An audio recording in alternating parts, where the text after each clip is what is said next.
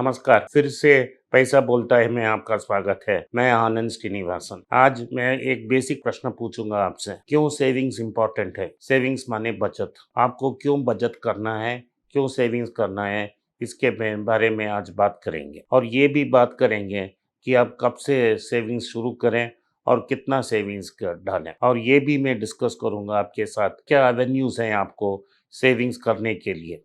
आपका उम्र लगभग 25 से 35 साल हो तो आपको सेविंग शुरू करना चाहिए था। सेविंग्स शुरू करने के लिए कोई उम्र नहीं है। वॉरेन बफेट ने 7 साल में अपना पहला स्टॉक खरीदा था। वो छोटे ही उम्र में बहुत से छोटे छोटे बिजनेस करके उन्होंने पैसा जमा किया। उनके दादा एक बड़ा दुकान चलाते थे। वो दुकान से वृगली च्युइंग गम, कोको कोला लेके रिटेल में बेच के पैसा कमाते थे। वो अपने दोस्तों के साथ गोल्फ क्लब जाते थे। गोल्फ बॉलों को बाहर हिट मार के बाहर चले जाते थे। उन गोल्फ बॉलों को वो पौधों के पीछे से लेके उसको साफ करके फिर बेचते थे और उसे पैसा कमाते थे।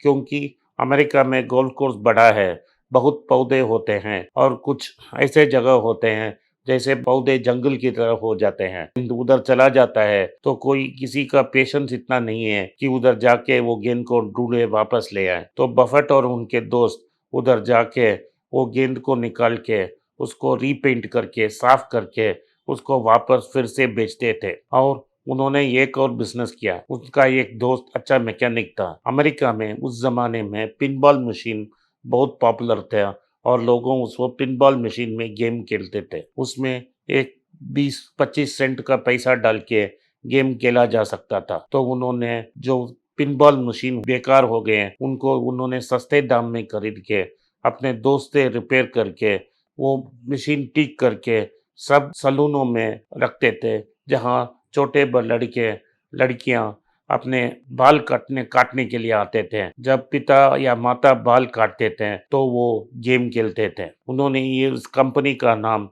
विल्सन कंपनी रखा था। वो जो बार्बर शॉप का ओनर है उसको 25% कमीशन देता था और बाहर का पैसा उन्होंने ले लिया। ये सब पैसा इकट्ठा करके जब तक वो 15-16 साल का था उसने एक बड़ा फार्म नेब्रास्का में खरीद लिया अपने घर के पास। जब उनके पिताजी एमपी बने और वाशिंगटन गए, उन्होंने उधर वाशिंगटन में पेपर को डिस्ट्रीब्यूट करने का लाइसेंस लिया। जो न्यूज़पेपर का हर दिन आपके घर को ही डालता है, वो रूट उन्होंने लेके पेपर डालना शुरू किया वाशिंगटन पोस्ट का। इन सब कारण के साथ जब वो 30 साल थे वही वो मिलियनियर बन गए। उनके पास $10 लाख था जब वो 30 साल के थे। मैं बोल रहा हूँ वो उम्र 1962 में बफेट के पास $10 लाख था। ये आप भी कर सकते हो। क्यों आप भी अगर आप 12 साल में शुरू करके हर पैसा जो आपको एक्स्ट्रा मिलता है तो उसको आप बैंक अकाउंट में डालते रहें, उसको निवेश करते रहें, आप तो एक मिलियनियर हो सकते हैं। आप भी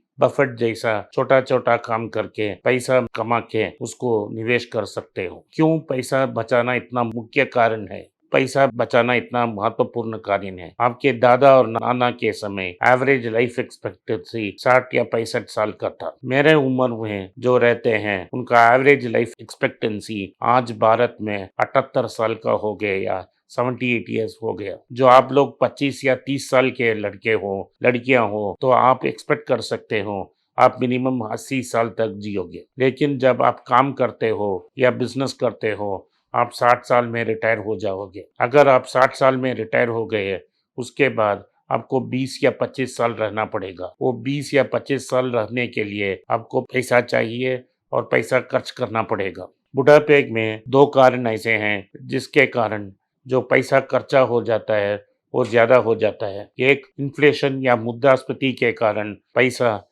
का वैल्यू कम होता जाता है। आज सोना का भाव लगभग 4,600 रुपया है। जब आपका साल 60 साल होगा तो मिनिमम गोल्ड का सोना का दाम 12 या 13,000 एक ग्राम होगा। इसका माने जो चावल आप आज 50 रुपया में खरीद रहे हो वो 100 या 150 रुपया में आएगा। सो यही लाइफ स्टैंडर्ड मेंटेन करने के लिए आपके पास और पैसा चाहिए। दूसरा, बुढ़ापे में ही बीमारी आती है। इंडिया में कोई अच्छा पब्लिक हॉस्पिटल नहीं है। कन्याकुमारी से श्रीनगर तक, कलकत्ता से बॉम्बे तक अच्छा पब्लिक गवर्नमेंट हॉस्पिटल नहीं है। हमारा जैसा मध्यम गति के लोग उधर जाके ट्रीटमेंट नहीं ले सकते हैं। हॉस्पिटलें बहुत गंदे हैं और उधर मेडिसिन ठीक से नहीं मिलेगा और इलाज करने का फैसिलिटीज़ नहीं है। अगर आपको आज बीमारी हो गया तो आपको आज 7 से 10 लाख होगा एक सिंपल बाईपास करने के लिए। उस टाइम में, उस समय, आज से 40 साल बाद जब आप 60 साल के होंगे, ये 7 या 10 लाख उस दिन 20 या 25 लाख तक का हो जाएगी। इसके लिए भी आपको पैसा चाहिए। इसी 2 कारण के लिए पैसा बचाना बहुत महत्वपूर्ण है। अगर आपका शादी अभी तक नहीं हुआ तो शादी होगा, बच्चे होंगे और बच्चे को पढ़ाने का कर्तव्य आप ही को निभाना पड़ेगा। एजुकेशन का एक्सपेंस बहुत ज़्यादा होगा। आज एक अच्छा कॉलेज डिग्री के लिए साल में 5 लाख लगता है। अगर 3 साल लोग बच्चे पढ़ रहे हैं तो 15 लाख का हो जाएगा बहुत हाई क्वालिटी यूनिवर्सिटी एजुकेशन। उस समय में अच्छा यूनिवर्सिटी हाई क्वालिटी एजुकेशन आपके बच्चों के लिए 20 या 25 लाख होगा। तो आपको अपने लिविंग स्टैंडर्ड मेंटेन करने के लिए, हेल्थ के लिए और अपने बच्चों की पढ़ाई के लिए सेविंग्स करना ही पड़ेगा।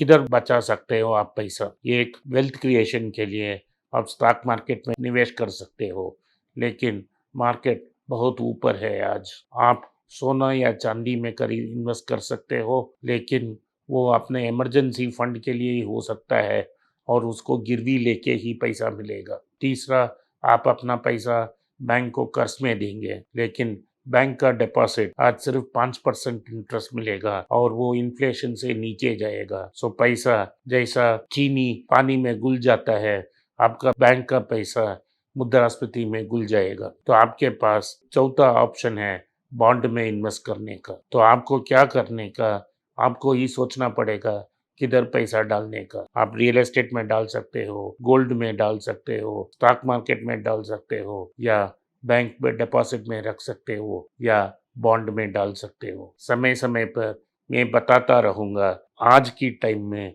किस असेट क्लास में आपको इन्वेस्ट करना पड़ेगा। आज के टाइम में स्टॉक मार्केट में पैसा नहीं डाल सकते हैं। आज की समय में आप बैंक में डिपॉजिट नहीं रख सकते हैं। तो आप क्या करें, इसका मैं फिर दूसरे एपिसोड में विश्लेषण करूंगा। धन्यवाद। नमस्कार, मेरा नाम आनंद श्रीनिवासन है और मैं एक पर्सनल फाइनेंस कंसल्टेंट हूँ। मैं 2 यूट्यूब चैनल चलाता हूँ पर्सनल फाइनेंस के बारे में।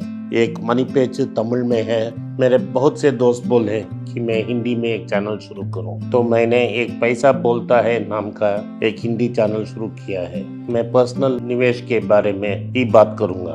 आप उसको सब्सक्राइब करें, अपने दोस्तों को शेयर करें। अगर आप हिंदी नहीं जानते हैं तो पैसा करें। जो आपके दोस्त हिंदी जानते हैं उनको सब्सक्राइब करने के लिए आग्रह करें। धन्यवाद, नमस्कार।